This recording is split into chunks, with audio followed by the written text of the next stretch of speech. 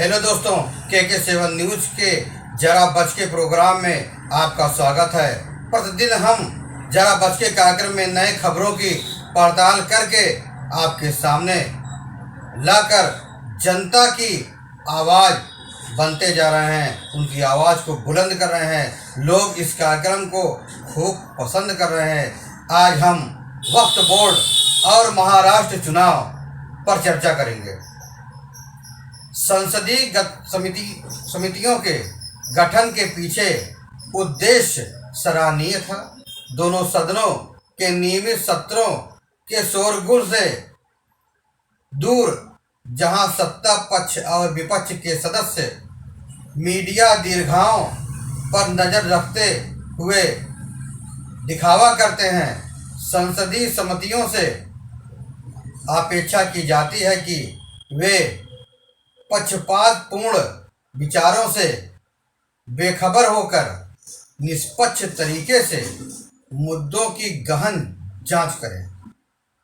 इस प्रकार महत्वपूर्ण विधेयकों को विभिन्न मंत्रालयों से संबद्ध संयुक्त संसदीय समितियों को गहन जांच करके यदि कोई परिवर्तन हो तो उसकी सिफारिश करने के लिए भेजा जाने लगा।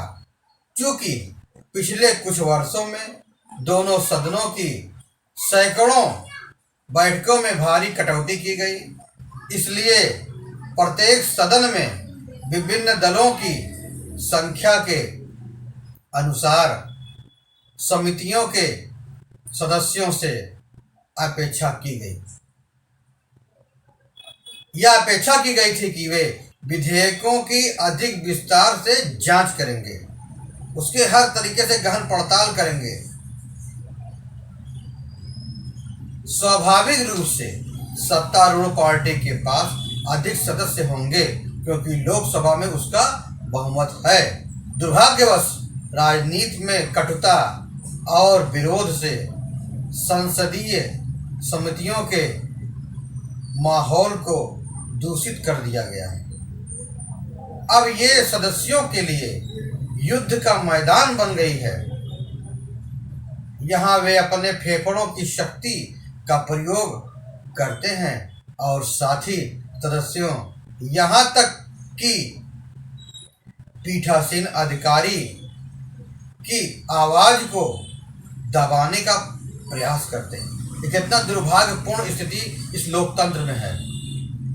कुछ दिन पहले ही एक घिनौनी घटना हुई जब वक्फ कानून संसदीय समिति के एक तृणमूल कांग्रेस सदस्य ने गुस्से में आकर अध्यक्ष जगदम्बिका पाल पर प्लास्टिक के पानी की बोतल फेंक दी। बैठक अचानक समाप्त कर दी गई।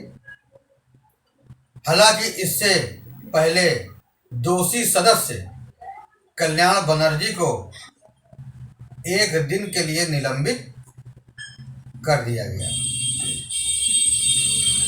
इसके बाद हुई अगली बैठक में बनर्जी ने खेद व्यक्त भी नहीं किया, बल्कि अपने गलत व्यवहार को लेकर उचित ठहराने का प्रयास करते रहे। गलत व्यवहार भी कर रहे हैं और उसको सही साबित करने की कोशिश भी कर रहे हैं। यह दुर्भाग्यपूर्ण स्थिति है। यह तर्क देते हैं कि उन्हें भाजपा के एक सदस्य ने उकसाया था। अब बताइए, आप छोटे से बच्चे हो।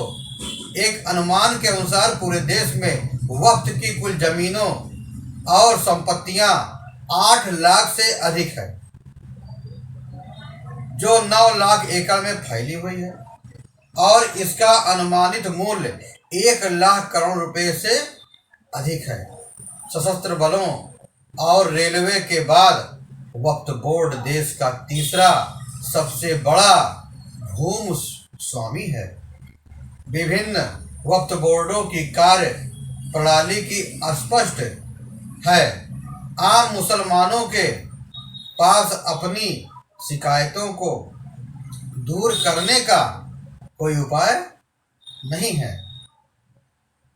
एक बार जब वक्फ किसी संपत्ति को अपना घोषित कर देता है तो किसी न्यायिक मजिस्ट्रेट या प्रशासनिक प्राधिकरण के समक्ष कोई चुनौती नहीं दी जा सकती।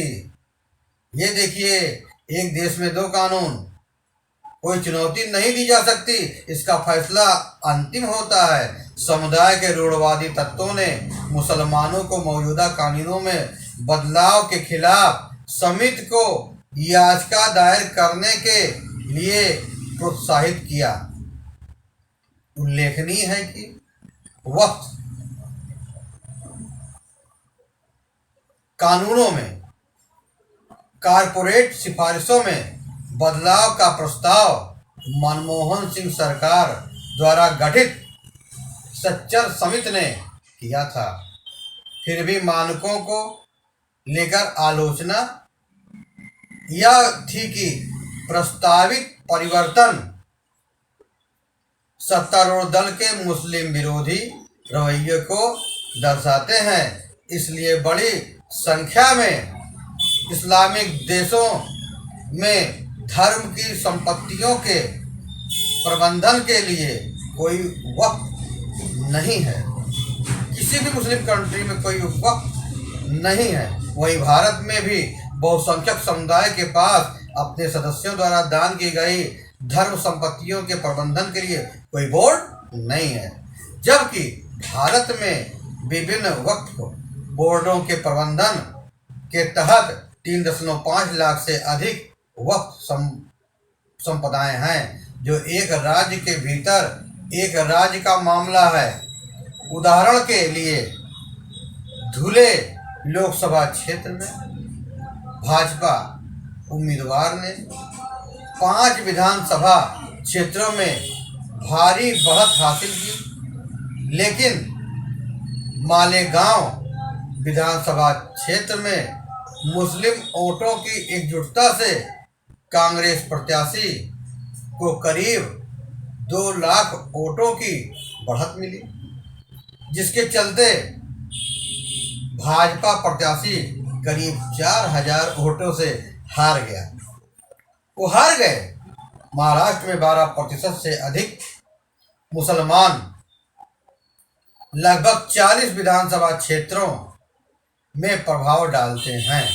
वहीं मुस्लिम नेता इस बात को लेकर भी एमवीए महाविकास आघाड़ी से नाराज हैं कि एमवीए को मुस्लिमों का पूरा समर्थन मिलने के बावजूद भी उसने इतने कम मुस्लिम उम्मीदवारों को मैदान में क्यों उतारा, क्यों नहीं अधिक से अधिक टिकट दिया।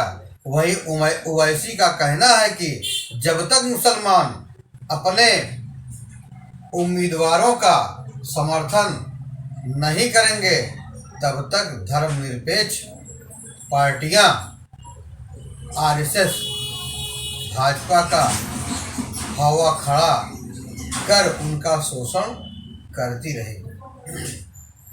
ये ओवैसी का तर्क था। उनका यह भी तर्क है कि भाजपा को हराना ठीक है, लेकिन समुदाय के कल्याण को सुनिश्चित करने के लिए जनसंख्या में उनके प्रतिशत के अनुपात में मुस्लिम उम्मीदवारों को मैदान में उतारना ही एकमात्र उपाय है। आज हम आपसे एक ज्ञान की बात करेंगे। आनंद में वचन ना दें, आनंद में कभी वचन किसी को ना दें, क्रोध में उत्तर किसी को ना दें, दुख में निर्णय कभी ना लें। कहने का मतलब, जब आप खुश रहें तो किसी को वचन ना दें। अब आप क्रोध में होते हैं तो कुछ भी उल्टा सीधा बोल सकते हैं, इसलिए क्रोध में उत्तर कभी नहीं देना चाहिए। जब आप दुख में हो तो उसमें कोई निर्णय नहीं लेना चाहिए। यही आज की ज्ञान की बात है। फिर मिलेंगे नई जानकारी के साथ, नई खबरों के साथ। तब तक आप स्वस्थ रहें, सुरक्षित रहें, खुश रहें। धन्यवाद।